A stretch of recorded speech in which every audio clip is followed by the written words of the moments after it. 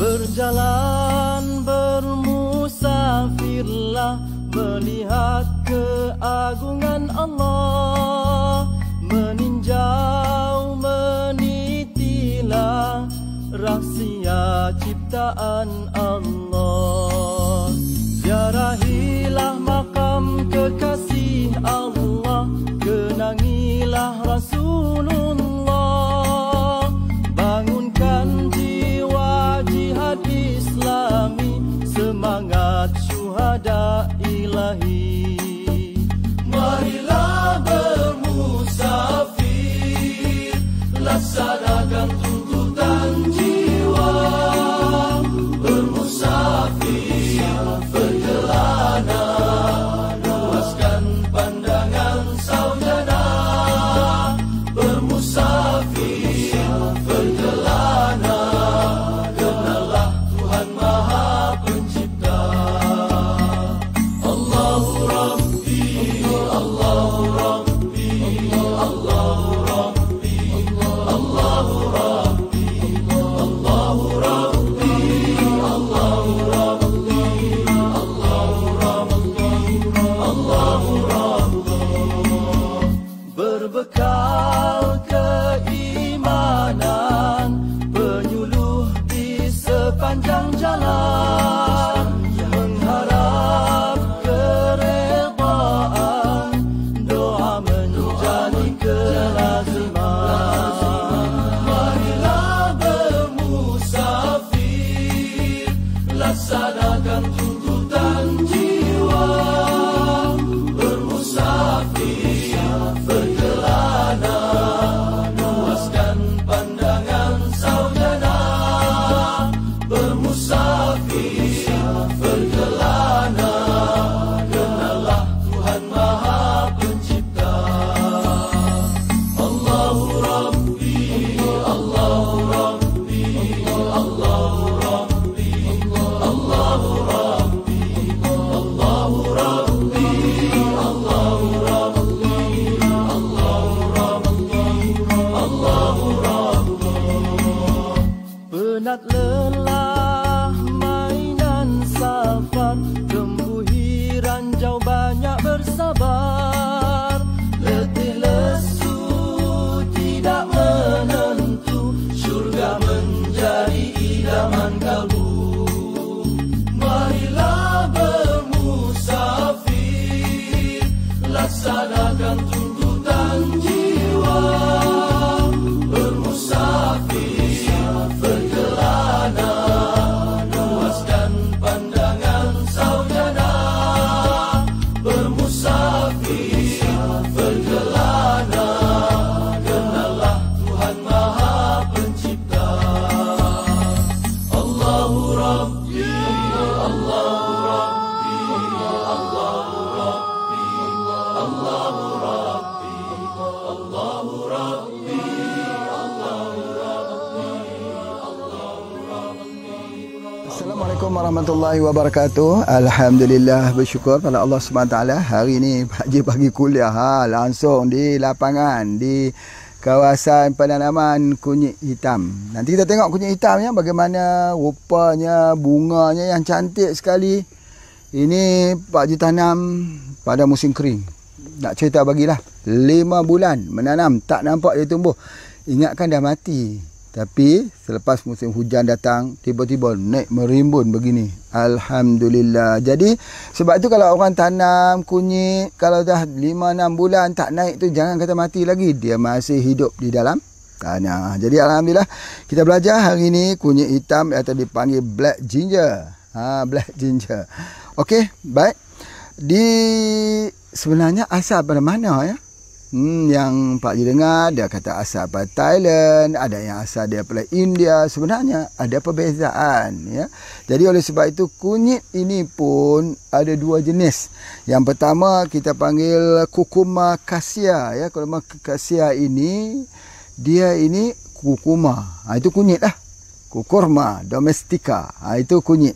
Jadi warna dia agak sikit kebiruan sikit. Ada satu lagi yang hitam. Hitam itu disebut sebagai Camphorae parviflora. Yang ni betul-betul hitam. Yang ni daripada, walaupun macam mana pun kedua-duanya adalah daripada Zingiberacea. Jadi daripada keluarganya Halia yang sebagainya. Masya-Allah. Ada yang sama seperti mana cekor, kecur, kencur, yang dikatakan. Masya-Allah, masya-Allah. Tapi apa pun ya, Pak nak ceritakan bahawa yang kita nak ceritanya ialah kunyit hitam. Kunyit hitam. Apa yang dikatakan kunyit hitam itu ialah Kaempferia parviflora. Itu yang Pak nak masukkan. Masya-Allah ya. Kita tengok daripada segi kelebihannya kerana kehadiran apa dipanggil methoxyflavone. Methoxyflavone ini memang banyaklah kita kata terdapat di dalam kunyit hitam ini. Ini dia kunyit hitamnya. Ini pohonnya, Pak Haji tunjukkan sikit, Pak Haji potong-potong ya. Mari kita saksikan sikit.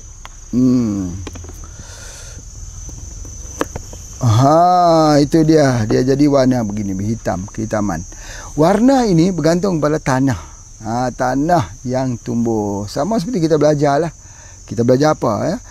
Di manakah kekuatan sesuatu herba? Kekuatan sesuatu herba terletak pada tanah di bumi mana ia tumbuh. Jadi oleh sebab tu kita boleh nampak ni warna dia macam tu sikit, agak hitam ya, hitam juga, warna nak hitam ke biru-biruan. Ini adalah kerana kehadiran yang Pak Haji sebut tadi, methoxyflavone. Itu dia. Jadi oleh sebab itu kehadiran inilah yang orang kata ubat kanser, ubat breast cancer dan sebagainya. Sebenarnya yang jenis temu, jenis kunyit, yang jenis berubi di bawah kesemuanya itu adalah untuk kanser. Ini tidak dapat kita nafikan. Itu di antaranya. Jadi oleh sebab itu bolehlah sedikit ni Pak Haji ceritakan tentang kelebihannya. Cuma kalau kunyit, kita tengok kunyit ada warna kuning macam ni kunyit. Kemudian ada pula kunyit kita panggil kunyit putih. Kunyit putih ni kunyit putih. Putih pula dia. Maaf jatuh. Okey, tidak mengapa. Kunyit kuning ada, putih ada. Jadi kunyit.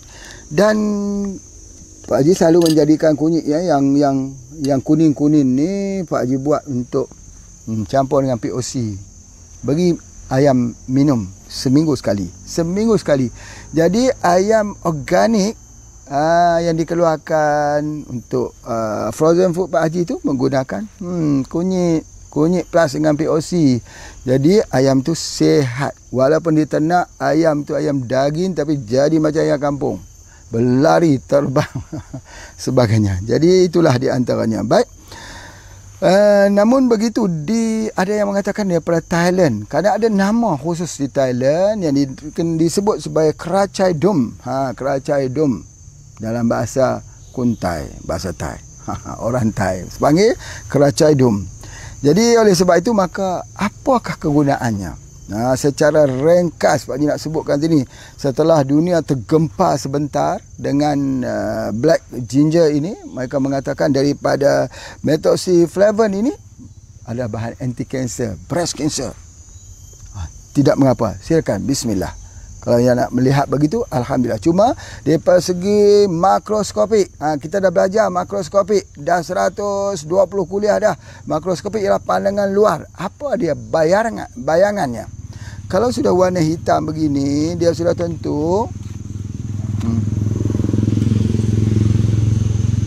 tentu sesuainya untuk apa? Untuk penyakit kencing manis. Macam mana cara nak gunakannya? Ini kalau lah Pak Haji keringkan saja, lalu dijadikan kapsul. Ini boleh saja. Tapi kalau kita tak ada bahan-bahan tu semua, boleh ambil ni, kita bagi kering sedikit, lalu dibuatkan serbuk. Ataupun kalau tak kering pun tak mengapa, potong, masuk dalam minyak zaitun. Untuk kesemua penyakit, mudah saja masuk ke dalam minyak zaitun. Sebanyak mana minyak zaitun itu? Ini kalau botol macam ni, masuk separuhnya itu. Biar dia menyerap. Dia ambil daripada bahan kimia tersebut, khusus untuk penyakit apa? Pak Haji sebut lebih kurang dalam 8 penyakit, 9 penyakit lah. Biar ganjil, supaya kita tahu.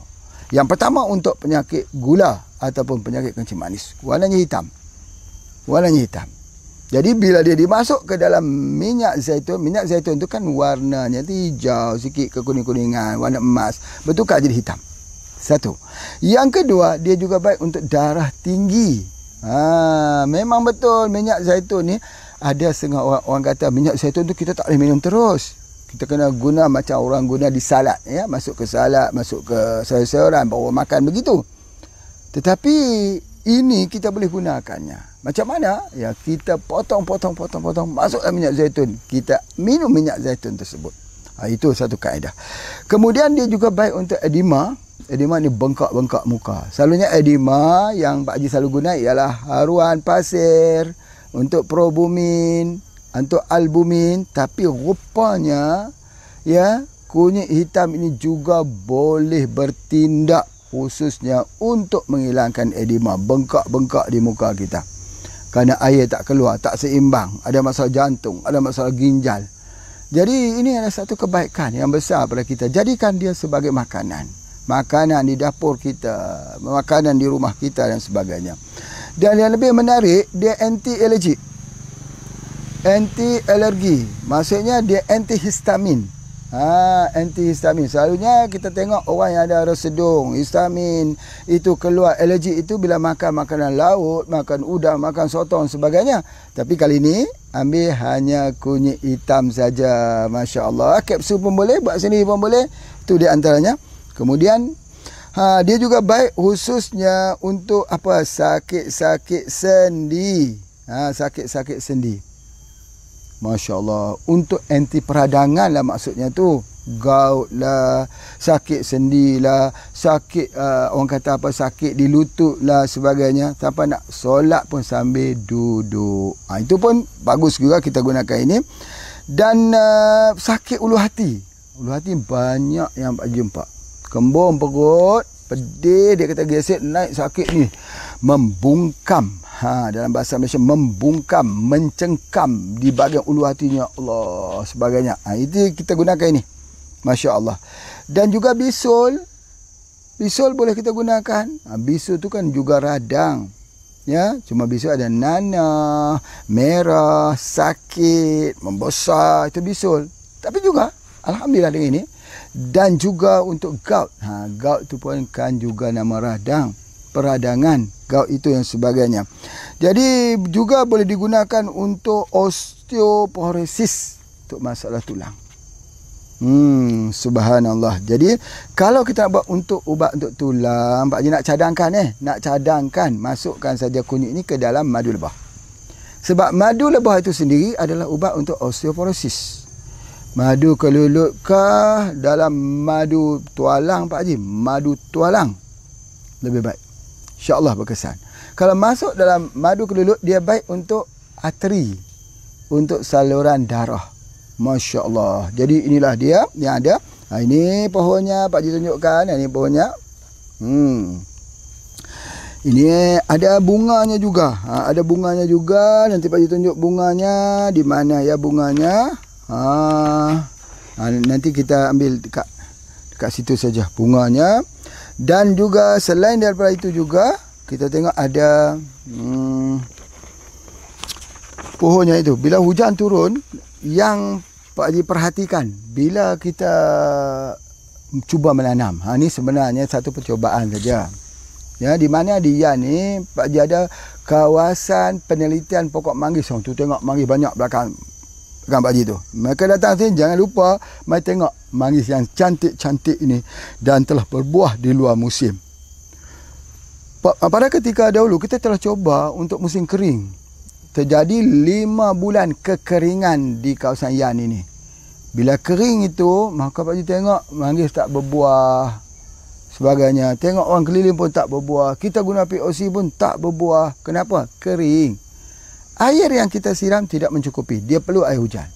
Begitu juga dengan pokok daripada kunyit hitam ni. Kunyit hitam ni kalau kita siram dengan air yang sedangkan Pak Haji guna air bukit, air datang daripada Gunung Jerai. Siram, masih tak jadi. Bila turun saja hujan, maka dia pun tumbuh dengan secara yang banyak sekali. Itu adalah antara ilmu yang kita pelajari. Alhamdulillah dan hasilnya ini cukup baik untuk kita. Banyak orang guna untuk buasir yang Pak Haji tengok lah, untuk masalah sembelit, eczema, untuk masalah usus. Ceritanya macam ni sajalah. Ceritanya bahawa dia baik untuk semua penyakit. Kita boleh gunakan ini. Kalaupun dia tak untuk anti radang, dia untuk usus. Kalau dia baik untuk usus, dia juga baik untuk jantung, dia baik untuk kapilari darah, dia baik untuk kulit dan sebagainya. Ni antaranya bunganya. Cuba kita tengok ni bunganya.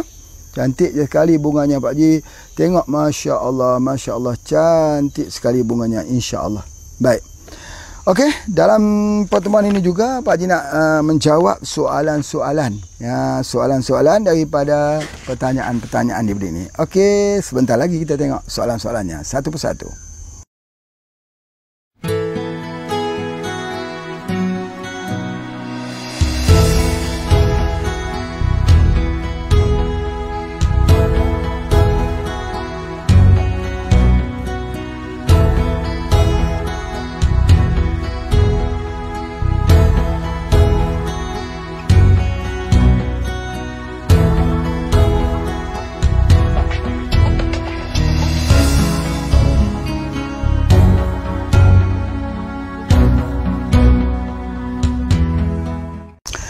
Alhamdulillah, dalam kuliah kali ini ada 4 soalan yang dikemukakan. Jadi kalau ada yang bertanya soalan, ayo silakan tanya teruskan. Kali ini Pak Haji duduk di bawah pokok apa ni? Daunnya macam rambutan, tapi agak kecil sedikit. Kalau rambutan tu kan dia besar. Nanti kita cuba ambil dia punya buahnya, kita cuba lihat. Ayo kita tengok sama-sama. Tengok daripada segi pokoknya macam rambutan. Daun pula pun macam rambutan, tapi nampak kecil sikit. Jadi apa sebenarnya? Rambutan atau apa ya? Okey, tengok di sini Pak Haji tunjukkan buahnya. Ni Weh, subhanallah, ini dia. Ni buahnya banyak juga di sini. Ni buahnya itu apa ya? Cuba fokuskan sikit di sini untuk kita tengok. Ini namanya apa? Pulasan. Buah pulasan. Masya-Allah, ya. Pulasan ni seperti apa isinya? Kita tengok macam rambutan kah? Okey, kita tengok di sini. Ini dia buahnya yang dah masak. Masya-Allah. Yang nama pulasan tu sebab apa? Dia kena buka, dia kena pulas.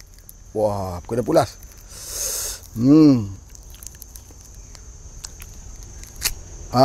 Keras sikit. Tapi kalau dah lembut kan boleh pulas. Tapi macam itulah, tebal sekali. Tebal. Tebal sikit isinya. Allahu Akbar, subhanallah. Macam ni namanya pulasan. Jadi apapun ceritanya, yang Pak Haji nak cerita ialah bukan nak cerita, nak jawab soalan. Jawab soalan daripada soalan yang telah dikemukakan. Ada sebanyak 4 soalan. Jadi untuk hari besok, hantar soalan lagi. Nanti kita jawab di bawah pohon pulasan. Menarik kan? Okey. Pertanyaan dia dari Hafiz Pontian. Assalamualaikum Hafiz, apa khabar? Kalau lidah rasa logam berpasir, apa masalahnya? Organ apa yang rosak? Kalau lidah itu connectionnya ialah pada jantung. Ya, tetapi selalunya kalau lidah, kalau dia sudah tak dapat merasai masinnya, manisnya, masin mungkin boleh, manis mungkin boleh, tapi tak dapat rasa yang lain. Hanya ada masin dan manis saja. Itu namanya masalah jantung. Tetapi kalau rasa logam ini, selalunya biasanya ialah kerana masalah liver, masalah hati. Biasanya cuba kita lihat. Kalau ada kembung-kembung, keras perut itu, lalu mencengkam di bahagian ulu hatinya, itu masalah liver. Kena ambil ubat apa? Susu kambing plus dengan sari kurma ataupun pati kurma. Itu yang terbaik. Namun begitu, kalau bukan daripada sebab itu, maka kita berikan dia dengan syak katalis. Iaitu insya-Allah, mudah-mudahan saudara Hafiz dapat memahaminya, insya-Allah. Soalan yang kedua, Assalamualaikum Tuan Haji. Masalah pesakit setiap kali membuang air besar, ada darah yang bercampur dengan lendir. Tapi tidak banyak, hanya sedikit-sedikit setiap kali membuangnya, tapi ada masanya. Pesakit tiada masalah, buasir, mohon pencerahan. Kalau BAP buang air besar tu ada darah, biasanya ini petanda Petanda ada peradangan. Peradangan ni dia akan banyak efeknya itu. Boleh jadi peradangan ini nak berlaku sesuatu peradangan di tempat yang lain, wallahu alam. Tetapi ini bukanlah tujuan Pak Haji nak menakut-nakutkan. Tetapi kalau sudah keluar darah, masa buang air besar itu, cepat-cepat ambil ubat. Apa ubatnya? Teh pegagar. Teh pegagar. Minuman botani pegagar. Kalau yang dekat Malaysia. Jadi itu adalah ubatnya, insya-Allah. Baik, soalan yang ketiga daripada Umi Fiza daripada Johor. Kalau kencing dah mula ada buih sikit, apa penawarnya? Kencing ada buih ini sudah ada masalah di ginjal juga sedikit. Penawarnya ialah disebut RO plus bersama dengan Malex. RO plus bersama dengan Malex ada terdapat di tempat kita, insya-Allah. Jangan lupa, kerana dengan RO plus dengan Malex ini, air kencing yang berbuih itu akan lama-lama nanti kita akan lihat buihnya tidak lama dan dia pecah dan akhirnya dia sudah tidak berbuih lagi. Masya-Allah. Jangan lupa ya, RO plus berbentuk air cairan bersama dengan Malex kapsul. Soalan yang keempat, Assalamualaikum Tuan Haji, berkenaan anak saya Farah, kami dari Gemas. Dia sudah 2 kali merawat dengan Tuan Haji sebab masalah sis. Sekarang ambil kapsul Bajaka, Fithalin, kapsul Sirih, kapsul Amanda, temu mangga dan air rebusan Bajaka 3 kali sehari. Spirina 3 kali juga. Datang period 3 hari je, darah banyak, masya-Allah. Jadi period pun normal macam biasa, alhamdulillah. Petang kadang-kadang rasa loya, kerak ke toilet, kencing dan bagai-bagailah. Jadi oleh sebab itu, apakah Tuan Haji menyuruh ambil Deep Sea, apakah ambil bersama dengan ubat yang lain, tukar guna kapsul haluan ataupun albumi? Banyak sangat ni. Sis ini, Pak Haji nak ingatkan, sis ini buat ubat sendiri lebih baik. Apa tu? Kunyit. Ambil kunyit macam ni. Potong kunyit ni, masuk dalam minyak zaitun. 14 hari minum minyak tersebut. InsyaAllah sembuhlah. Kalau kita ambil yang bentuk yang lain boleh, tapi lambat. Apatah lagi kalau kita gunakan kunyit hitam macam ni, yang kita bicarakan, kita bincang ini juga boleh. Apa juga temu-temulah, nama temu.